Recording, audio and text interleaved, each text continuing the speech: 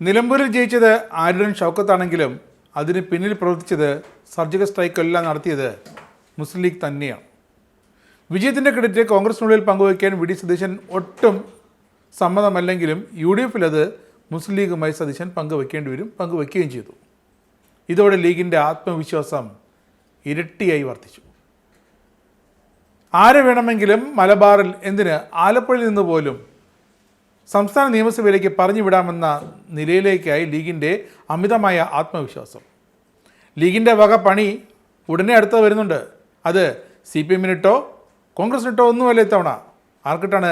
നിയമസഭാ സ്ഥാനം സ്വപ്നം കണ്ട് കുപ്പായം തച്ച് വെച്ച് MLA ഹോസ്റ്റലിലേക്ക് താമസം മാറാൻ സാധനവും പാക്ക് ചെയ്ത് നിൽക്കുന്ന ലീഗിൻ്റെ ഭാവി MLA സ്ഥാനാർത്ഥികളെ വച്ചിട്ടാണ് ആ പണി. എന്താണ്?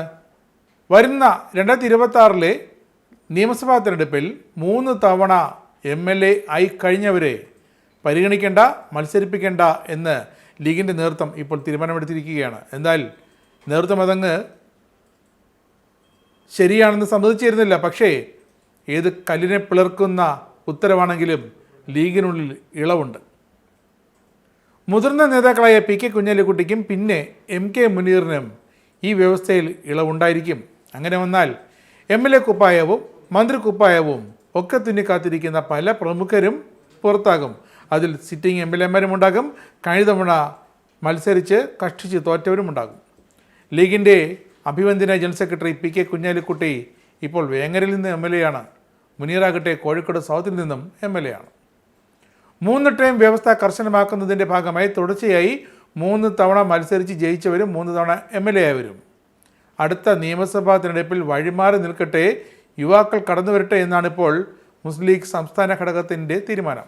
ഈ തീരുമാനം നടപ്പായാൽ MLA-മാരായ കാസർഗോഡ് നിന്നുള്ള NA നെല്ലിക്കുന്ന്, ഏറനാട് നിന്നുള്ള PK ബഷീർ, മലപ്പുറത്തു നിന്നുള്ള P ഉബൈദുള്ള, മങ്കടയിലെ മഞ്ഞളാംകുഴിയേലി, മണ്ണാർക്കാട്ടെ ഷംസുദ്ദീൻ, ഇവർക്ക് സീറ്റുണ്ടാകില്ല.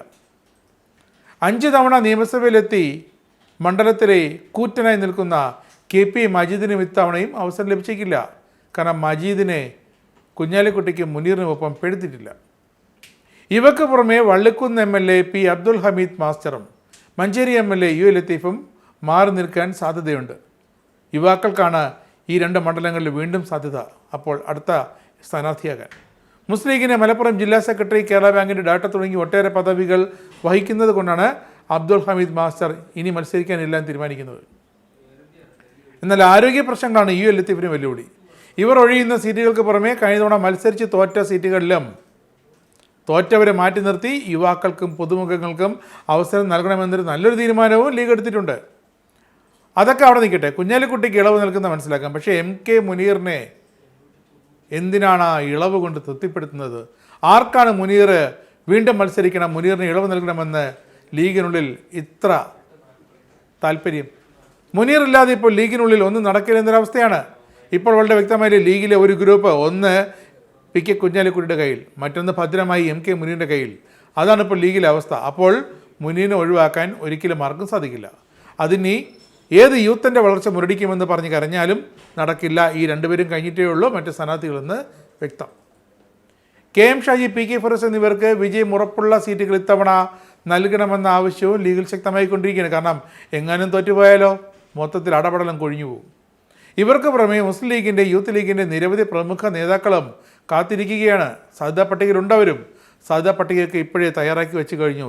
യൂത്ത് ലീഗിൻ്റെ വക ഒരു പട്ടിക, മുസ്ലിം ലീഗിൻ്റെ വക മറ്റൊരു പട്ടിക. 2 കൊണ്ട് ഇനി മെർജ് ചെയ്യുമ്പോഴാണ് ആരൊക്കെ ഇൻ ആരൊക്കെ ഔട്ട് എന്ന് തീരുമാനിക്കുന്നത്.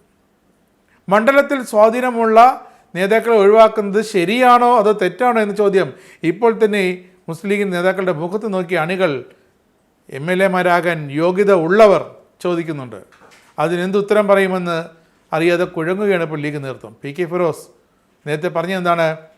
2026 കൂടുതൽ സീറ്റുകളിൽ തങ്ങൾ യുവാക്കൾ മത്സരിക്കുമെന്നാണ്. മുസ്ലിം ലീഗിനും UDF-നും വിജയം അനിവാര്യമായ നിയമസഭാ തെരഞ്ഞെടുപ്പിൽ ജനപിന്തുണയുള്ള മുതിർന്ന നേതാക്കളെ മാറ്റി നിർത്തി പരീക്ഷണത്തിന് തയ്യാറാകുമോ എന്നത് കണ്ടറിയണം. മുൻപ് പലവട്ടം ഈ ടൈം വ്യവസ്ഥ നടപ്പാക്കാൻ ശ്രമിച്ചെങ്കിലും മുതിർന്ന നേതാക്കൾ ഒഴിഞ്ഞുകൊടുക്കാൻ വിസമ്മതിച്ചു. കടൽ കിഴവന്മാരെന്ന് പറഞ്ഞ് അവരെ കളിയാക്കി ലീഗിലെ യൂത്തന്മാർ. പക്ഷേ അവരിൽ ഭൂരിഭാഗവും ജയിച്ചു വന്നു. അതുകൊണ്ട് തന്നെ അവർ അനിശ്ചിതരായ ലീഗിൻ്റെ MLA-മാരെ തുടർന്നു. പക്ഷേ ഇത്തവണ യൂത്ത് ലീഗിൻ്റെ സമ്മർദ്ദം ഒരല്പം കടുത്തതാണ്. എന്തായാലും ഒടുവിലത്തെ വാക്ക് ഈ PK കുഞ്ഞാലിക്കുട്ടിയോ MK മുനീറോ ഒന്നുമല്ല, പാണക്കാട് കുടുംബം തന്നെയാണ്.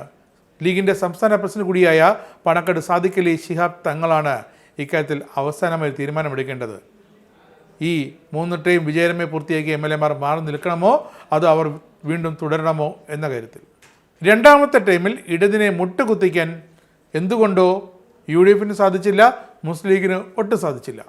പക്ഷേ ആ വിഷമം ഇത്തവണ ഇല്ലാണ്ടാക്കണമെങ്കിൽ 3-ാം ടൈമിൽ ഇത് പരിഹരിക്കപ്പെടണം.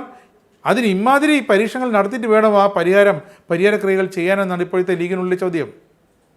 3-ാം ടൈമിൽ എങ്ങനെയെങ്കിലും ഇടത് സർക്കാരിൻ്റെ ഭരണത്തിൽ നിന്നും സംസ്ഥാനത്തെ വിമുക്തമാക്കാൻ വെമ്പി നിൽക്കുന്ന ചുണക്കുട്ടികൾ വരട്ടെ എന്ന് പറഞ്ഞ് വെമ്പി നിൽക്കുന്ന UDF നേതൃത്വത്തിന് അവർ സമ്മതിക്കുമോ ഇത്തരമൊരു പരീക്ഷണമെന്ന് കാത്തിരുന്ന് കാണണം.